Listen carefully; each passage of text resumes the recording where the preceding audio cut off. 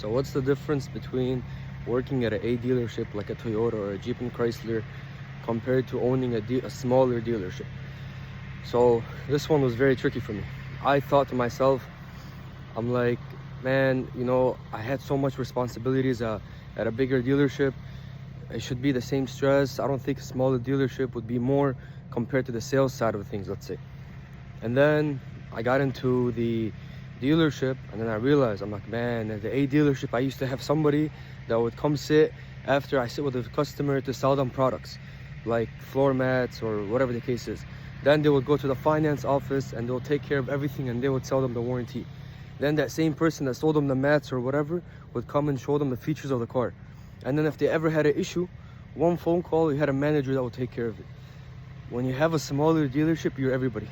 I detail the cars, I buy the cars, I sell the cars, I market the cars, I make content. I have to call auctions and floor plans and city expenses, and man, it's crazy. Like I did not know.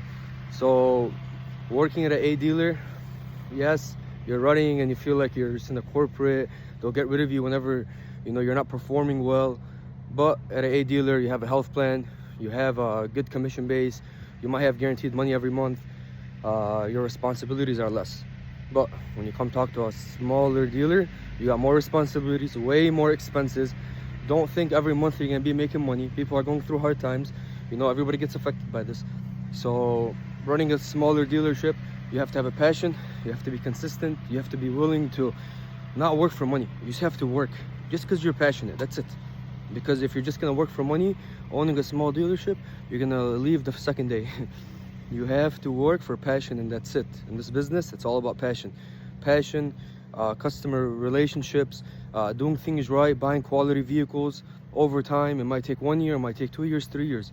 Over time, you will build that value to your business and people will want your product. But from now till then, you better be working for free, baby.